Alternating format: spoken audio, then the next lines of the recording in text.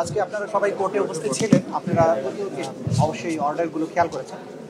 আজকে প্রথমে এই আদালত যে আদেশটা দিয়েছেন সেটা হচ্ছে সোশ্যাল মিডিয়া সহ বিভিন্ন গণমাধ্যমে এই ট্রাইব্যুনালের বিভিন্ন প্রসিডিংস এবং ট্রাইব্যুনালের বিচারকদের ছবিকে বিকৃত করে নানান ধরনের ব্যঙ্গাত্মক নানান কথাবার্তা বিভিন্ন জায়গায় প্রচারিত হচ্ছিল এবং সেখানে আইনকে ভায়োলেট করে যেগুলো সত্য বিষয় নয়, যেগুলো ফ্যাক্টস নয়, সেরকম ফ্যাক্টসকে টুইস্ট করে মিথ্যা তথ্যের উপর ভিত্তি করে এই ট্রাইব্যুনালের সম্মান যেটা জনমনে সেটাকে বিকৃত করার জন্য, সেটাকে হানি করার জন্য নানান ধরনের অপপ্রচারমূলক পোস্ট দেওয়া হচ্ছিল। এটা ট্রাইব্যুনালের নজরে এসছে এবং এর আগে আপনারা জানেন যে কয়েকদিন আগে ট্রাইব্যুনালের চেয়ারম্যান একটা জিডিও করেছেন যে তার ফোনে নানান ধরনের কথাবার্তা, অশ্লীল কথাবার্তা, গালাগালি করা হচ্ছে।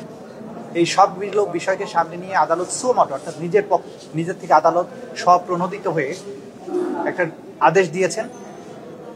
আমাদের তথ্য প্রযুক্তি মন্ত্রণালয়ের সচিব, বিটিআরসি চেয়ারম্যান এই দুজনের প্রতি ডাইরেকশন দিয়েছেন যে সামাজিক মাধ্যমে এই ধরনের যত ব্যঙ্গাত্মক পোস্ট আছে সেগুলোকে রিমুভ করার জন্য এবং ভবিষ্যতে যাতে এই ধরনের পোস্ট আর কেউ করতে না পারে সেই ব্যাপারে প্রয়োজনীয় ব্যবস্থা গ্রহণের জন্য নির্দেশ দিয়েছেন এবং পরবর্তী সময়ে একটা কমপ্লায়েন্স দিতে বলেছেন আদালতের কাছে।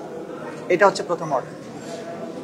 দ্বিতীয় যে দুটো মামলা ছিল গুমের ব্যাপারে, একটা টিএফআই এবং আরেকটা জেআইসি রিলেটেড, সেই দুটো মামলায় চার্জ শুনানির জন্য একটা ৩রা ডিসেম্বর আর একটা ৭ই ডিসেম্বর দিন ধার্য করা হয়েছে।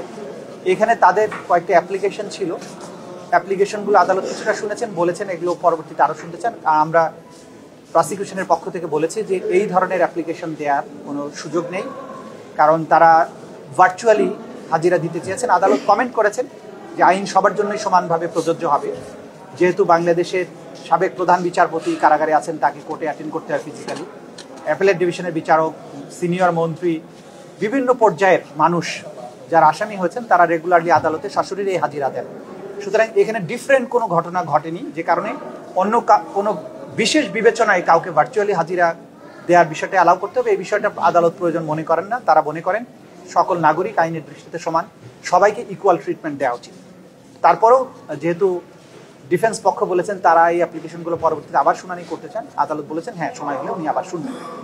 মোটা দাগে এই অ্যাপ্লিকেশনগুলোর উপরে আদালত তার কমেন্ট পাস করে এ ব্যাপারে কোনো আর আদেশ না দিয়ে পরবর্তী তারিখ নির্ধারণ করেছেন। সেই তারিখ দুটোতে আসামিদের সশরীরে হাজির থাকতে হবে এবং সেই দিন অভিযোগ গঠনের উপরে শুনানি অনুষ্ঠিত হবে।